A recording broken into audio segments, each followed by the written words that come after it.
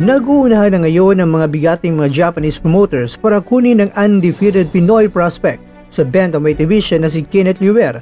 Ang Team Ohashi Promotions na kabilang ang monster ng Japan na si Naoya Inoue at ang Treasure Boxing Promotions na dating promoter ng Angas ng Pinas na si John Noriel Casimero. Sino kaya ang pipiliin ng Team Loverboy na maging co-promoter nila?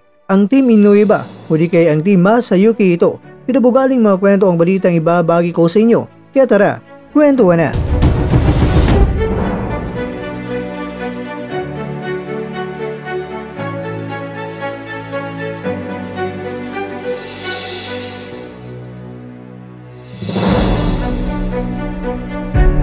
Kung sa mga nakarang araw ay naibahagi ko na sa inyo na ang dating promoter ni Casimero na si Mr. Masayuki Ito ay trip na trip niya na ipapirma ng kontrata itong si Loverboy. Nahatak talaga ni Loverboy itong si Mr. Ito dahil parang ang mga galawan ni Loverboy ay talagang parang si Manny Pacquiao, ang the only 8 Division World Champion.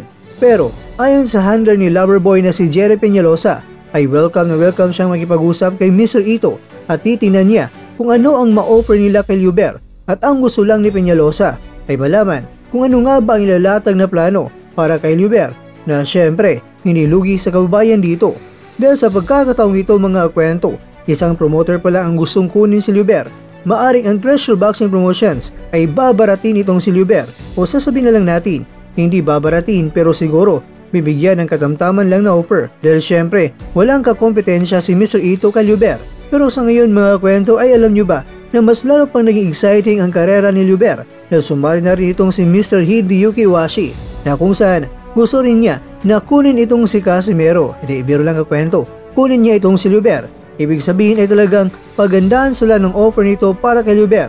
Siguradong panalo itong si Liuber dito dahil magpapasikatan ng dalawang mga promoter para mapili ng Team Liuber. Ayon sa ibinalita ni Sir GMC Asat na posted sa kanyang social media ay sinabi niya na Ohashi wants Liuber. Ohashi Promotions has thrown its hat para kay Kenneth Liuber na sweepstakes. Bukod sa Treasure Boxing Promotion, nalaman niya na ang promoter ni Naoya Inoue na si Hideyuki Iwashi ay nagpayag din ng interes na ipapirma ang hard-hitting Filipino prospect at ang Ohashi at ang Treasure Boxing Promotions ay dalawa lamang sa mga international handler na maasa na makatrabaho itong si Liuber.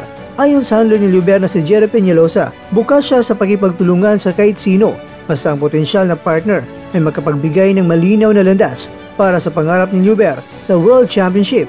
Si Peñalosa mga kwento ay isang retiradong 2 Division World Champion at malapit nang lumipad sa Japan para maupo sa mga interesadong partido kay Liuber.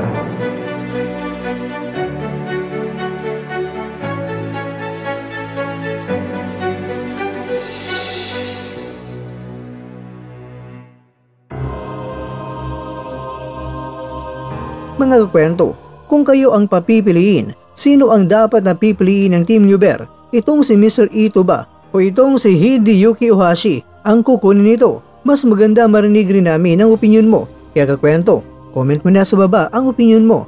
Dahil malugod po kaming babasahin ito na may respeto.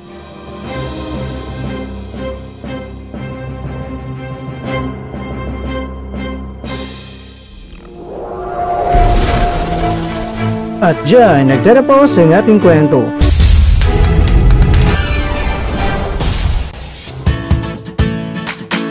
Maraming salamat mga kakwento sa inyong panonood. Pero baka naman mga kakwento ay nagustuhan niyo po ang kwento natin ngayon. Baka pwede niyo po akong mabigyan dyan ng like, subscribe at pa-click na rin sa bell button.